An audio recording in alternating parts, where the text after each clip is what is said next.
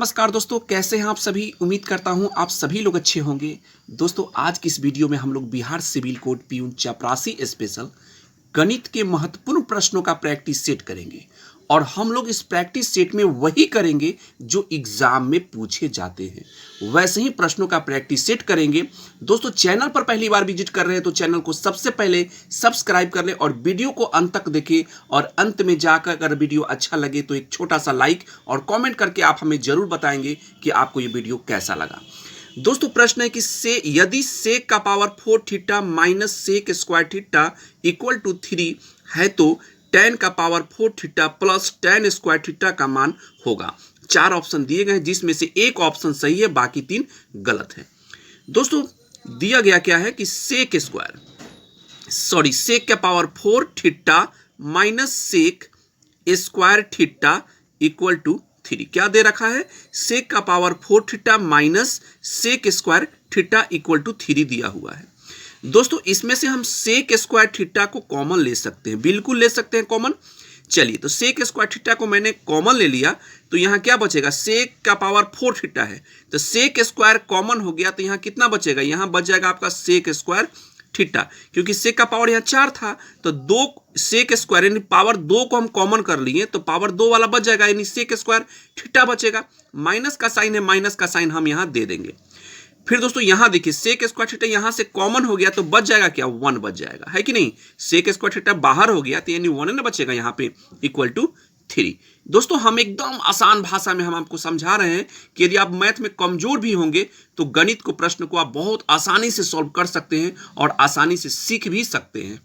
अब दोस्तों यहां देखिए, सेक स्क्वायर थीटा का फॉर्मूला होता है, सेक स्क्वायर का थीटा का फॉर्मूला होता है दोस्तों 1 प्लस tan स्क्वायर थीटा। ये फॉर्मूला होता है, सेक स्क्वायर थीटा बराबर होता है 1 प्लस tan स्क्वायर थीटा।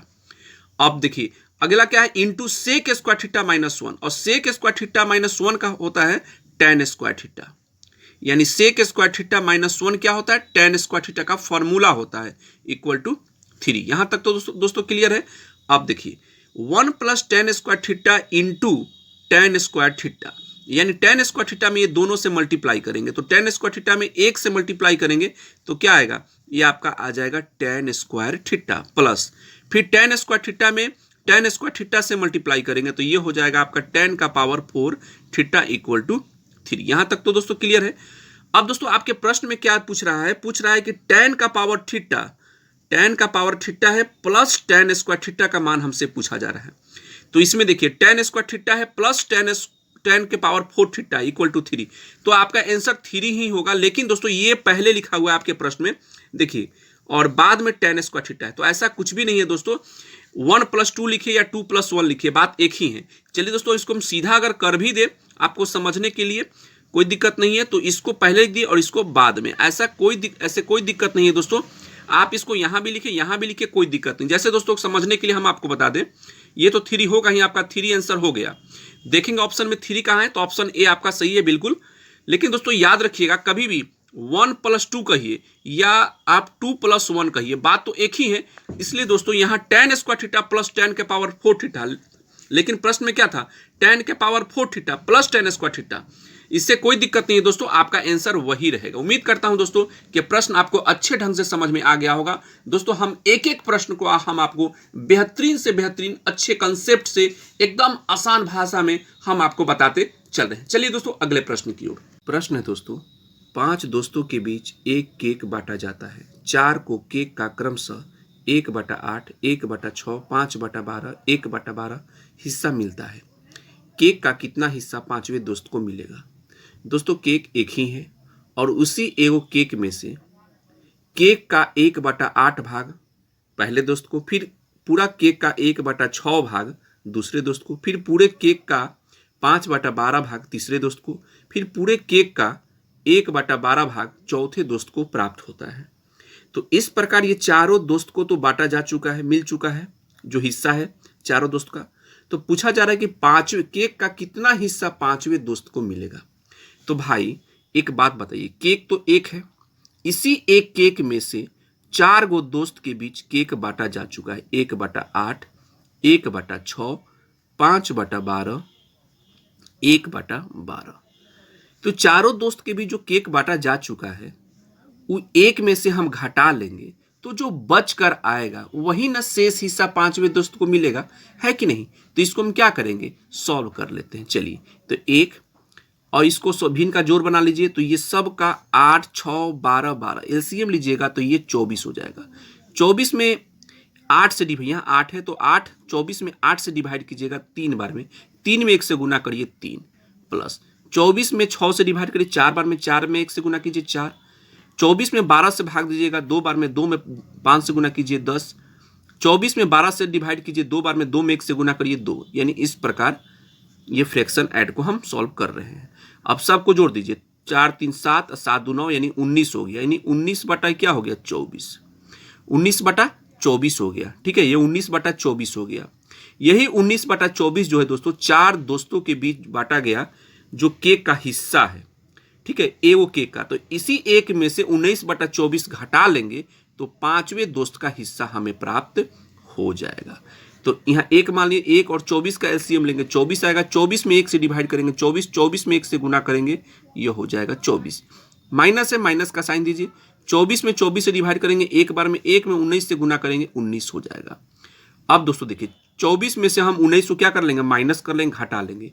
जो 14 में से 9 जाएगा ये हो जाएगा 5, और ये 2 1 में से क्या 0, यानी 5 बटा 24 आएगा। यही पांचवें दोस्त का हिस्सा होगा। देखेंगे कि ऑप्शन में 5 बटा 24 है भी भाई कि नहीं है तो ऑप्शन क्या है, तो ऑप्शन बी आपका सही है, 5 बटा 24। उम्मीद करता हूं दोस्तों कि यह प्रश्न आपको अच्छे ढंग से समझ में आ गया होगा। दोस्तों आराम से वीडियो को अंत तक देखिए, कोई लंबा ज्यादा वीडियो नहीं है, छोटा वीडियो है, लेकिन महत्वपूर्ण प्रश्न आपको मिलेंगे जो बिहार सिविल कोर्ट एग्जाम के लिए बहुत इंपॉर्टेंस है। देखते हैं अगले प्रश्न को। अगला प्रश्न है दोस्तों, विपरीत दिशाओं से आ रही 152.5 मीटर और 157.5 मीटर लंबी दो गाड़ियां 9.3 सेकेंड में एक दूसरे को पार कर जाती है, तो दोनों गाड़ियों की संयोजित गति प्रति घंटा कितनी होगी। दोस्तों यहाँ संयोजित गति है, तो सबसे पहले हम लोग संयोजित गति समझेंगे। तो इसे समझने के लिए दोस्तों हम आपको पहले प्रश्न समझा देते हैं। ठीक है, विपरीत दिशाओं से आ रही, तो विपरीत दिशा का मतलब क्या हुआ, तो एक गाड़ी इधर से जा रही है, ठीक है, और दूसरी गाड़ी इधर से इधर आ रही है। ठीक है, इस गाड़ी की लंबाई है 152.5 और इधर से जो गाड़ी है या रेलगाड़ी कुछ भी, इसकी लंबाई है 157.5। ठीक है, जो एक दूसरे के विपरीत दिशा में आ रही है और एक दूसरे के विपरीत दिशा में यानी इसको पार करने में उसे 9.3 सेकेंड लगता है। पार करने में, एक दूसरे को पार करने में कितना, 9.3 सेकेंड। दोस्तों संयोजित गति का मतलब होता है जो भी दो गाड़ियां रहेगा उस दोनों की लंबाई को जोड़ दीजिए। ठीक है, और जितना एक दूसरे को पार करने में जो टाइम लगा उससे डिवाइड कर दीजिए, वही आपका संयोजित गति निकल कर आ जाएगा। तो इसको जोड़िए, 5 और 5 10 पॉइंट के बाद था। चलिए 7 2 9 1 10 हो गया, फिर 5 5 10 1 11 हो गया, 1 1 2 1 3 यानी 310/9.3। यहां तक तो दोस्तों क्लियर है। चलिए अब दोस्तों यहां देखिए, यहाँ 310 है, ठीक है, और नीचे पॉइंट है, नीचे पॉइंट को जब हटाएंगे तो ऊपर एक जीरो बढ़ जाएगा, ये हो जाएगा 93। नीचे से पॉइंट हटाकर ऊपर एक जीरो हम बढ़ा दिए। तो ये दोस्तों जो निकल कर आया ये मीटर पर सेकेंड में है, लेकिन हमसे क्या पूछा जा रहा है, प्रति घंटा कितनी होगी, यानी किलोमीटर पर आवर में पूछा जा रहा है। तो ये मीटर पर सेकेंड में हुआ, और मीटर पर सेकेंड को किलोमीटर पर आवर में बदलने के लिए 18/5 से हम गुना कर देंगे। मीटर पर सेकेंड को किलोमीटर पर आवर में बदलने के लिए 18/5 से गुना करते हैं, और किलोमीटर पर आवर को मीटर पर सेकेंड में बदलने के लिए 5/18 से, यानी उल्टा कर देते हैं। यानी 5/18 से गुना करेंगे तो मीटर पर सेकेंड में आ जाएगा, और 18/5 से गुना कर देंगे तो किलोमीटर पर आवर में आ जाएगा। यहां तक क्लियर है दोस्तों। चलिए ये हो जाएगा 6 5 30 और ये 5 दूना 10 यानी 620 बार में कट गया। फिर दोस्तों यहां देखिए, ये 3 बार में कट जाएगा, 3 3 9 आई 3 का 33 31 बार में, और ये 76 18 ये भी 3 बार में कट गया, और ये कट जाएगा आपका 2 यानी 20 बार में। तो बच क्या गया, 20 गुने 6, तो 20 में 6 से गुना करेंगे तो क्या आ जाएगा, 120 आ जाएगा। क्या आ जाएगा, 120 किलोमीटर पर आवर। यही दोस्तों संयोजित जो गति हुआ। ठीक है, संयोजित गति हुआ 120 किलोमीटर पर आवर। देखेंगे ऑप्शन में कहां 120, ऑप्शन बी आपका सही है। उम्मीद करता हूं दोस्तों कि प्रश्न आपको समझ में आ गया होगा। दोस्तों बहुत सारे विद्यार्थी कमेंट करके बताते हैं कि सर क्वेश्चन की संख्या को बढ़ाइए। दोस्तों अगर क्वेश्चन की संख्या को हम बढ़ाएंगे तब हम आपको जो मेन क्वेश्चन है, दोस्तों हम ऐसे नहीं करते हैं कि जहां से तहां से क्वेश्चन उठाकर हम आपको प्रैक्टिस कराते हैं, ऐसी बात नहीं है। हम आपके लिए चुनते हैं प्रश्न, ठीक है, जो इंपॉर्टेंस है, और वही 5 क्वेश्चन 10 क्वेश्चन हम आपको बताते हैं जो आपके लिए इंपॉर्टेंस है। इस प्रकार दोस्तों हम रोज 1-2 वीडियो हम Bihar civil court special peon का हम डालते हैं, तो इसके लिए आपको टेंशन नहीं लेना है। 35 में 35 आपका मैथ में जो क्वेश्चन आएंगे उसमें हम आपको पूरा 35 का 35 पूरा तैयारी हम करा रहे हैं, ताकि आप 35 में 35 एक भी नंबर कम ना आए, 35 में 35 नंबर आए, ऐसा में हमारी सोच है। और इस प्रकार हम दोस्तों हम आपको प्रश्न बता रहे हैं। इसके लिए दोस्तों सिर्फ आपको क्लास को ज्वाइन करना है, और अभी तक क्लास को ज्वाइन नहीं किया है तो सबसे पहले चैनल को सब्सक्राइब कीजिए और क्लास को ज्वाइन कर लीजिए। आपको हमेशा दोस्तों 1-2 वीडियो रोज हमेशा बिहार सिविल कोड प्यून चपरासी स्पेशल मिलता रहेगा। चलिए दोस्तों देखते हैं अगले प्रश्न को। अगला प्रश्न है दोस्तों, निम्नलिखित में से जुड़वा अभाज्य संख्याओं का युग्म कौन सा है? अब दोस्तों सबसे पहले समझिए कि जुड़वा अभाज्य संख्या होता क्या है। जब तक हम जानेंगे नहीं कि जुड़वा अभाज्य संख्या क्या होता है, तब तक ले दोस्तों हम प्रश्न को सॉल्व कर ही नहीं पाएंगे। चाहे कितना भी कुछ कर ले समझ में नहीं पाएंगे। जब समझेंगे तब ना कि जुड़वा अभाज्य संख्या होता क्या है।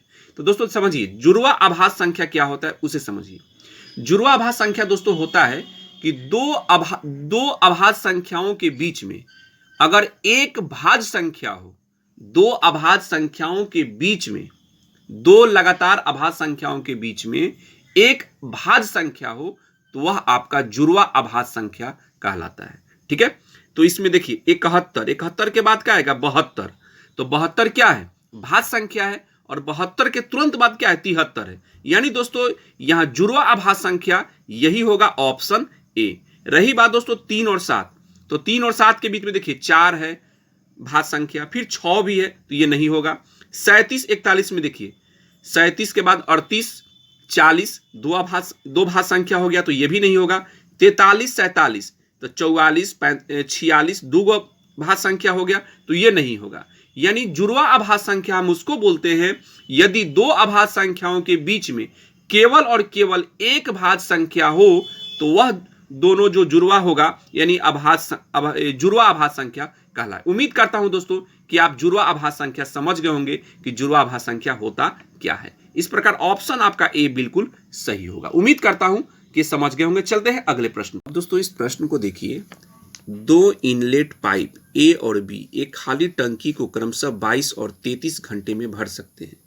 उन्हें एक साथ खोला गया, लेकिन टंकी भरने से 3 घंटे पहले पाइप ए को बंद कर दिया गया। टंकी को भरने में दोनों पाइपों द्वारा कुल कितने घंटे लगेंगे?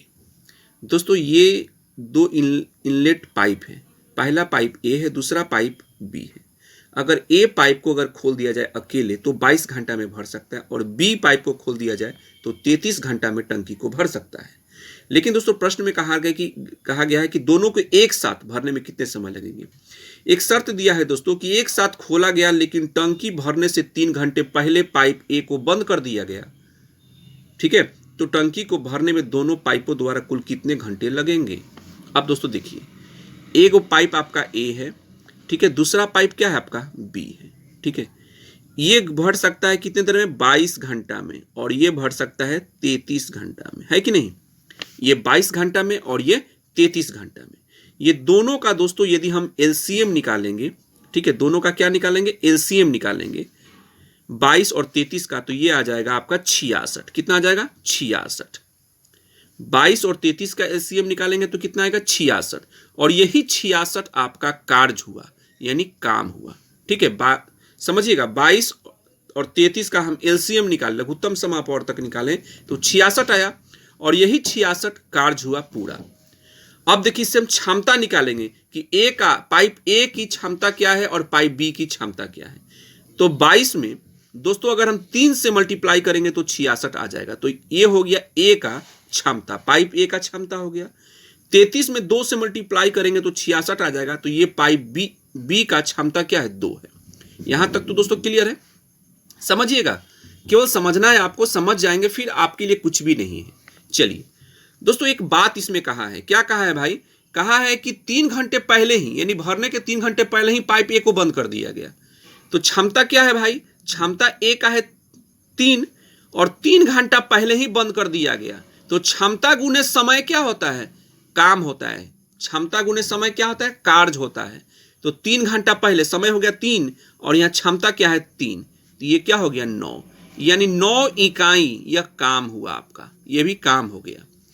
तो टोटल काम कितना हो गया, टोटल कार्य कितना हो गया भाई, तो टोटल काम हो गया 66, ये काम अब प्लस 9, ये भी तो काम है जो 3 घंटा पहले छोड़ दिया था ए, अब जोड़ दीजिए तो ये हो जाएगा 75, यानी यही 75 काम हुआ। और इसी काम को करना है, इसी काम को 75 काम को करना है। कौन करेगा भाई, ए और बी करेगा। और दोनों की क्षमता क्या है, ए का क्षमता है 3 और बी का क्षमता क्या है 2। ये दोनों को जोड़ दीजिए, दोनों को जोड़ दीजिए तो ये हो गया 75 बाटा में 5, 3 2 5, ये हो गया 15 75, यानी 15 बार में कट गया। यानी दोस्तों 15 जो होगा यही, यानी 15 घंटा लगेगा दोनों पाइपों को भरने में, इन टंकी को भरने में दोनों पाइपों द्वारा 15 घंटा लगेगा, जो कि ऑप्शन डी आपका सही है। उम्मीद करता हूं दोस्तों कि इस प्रकार के प्रश्न यदि एग्जाम में आते हैं तो बहुत जल्दी आप ऐसे ही सॉल्व कर लेंगे। दोस्तों इसी प्रकार की बेहतरीन वीडियो देखने के लिए और Bihar civil court special peon चपरासी के बेहतरीन से बेहतरीन जो मैथ के क्वेश्चन पूछे जाते हैं, इसके लिए अभी तक आपने क्लास को ज्वाइन नहीं किया है तो क्लास को ज्वाइन करने के लिए चैनल को सबसे पहले सब्सक्राइब कर ले और एक कमेंट करके आप हमें जरूर बताएं कि आपको यह वीडियो कैसा लगा। मिलते हैं अगले वीडियो में, तब तक अपना ध्यान रखिए। जय हिंद, वंदे मातरम।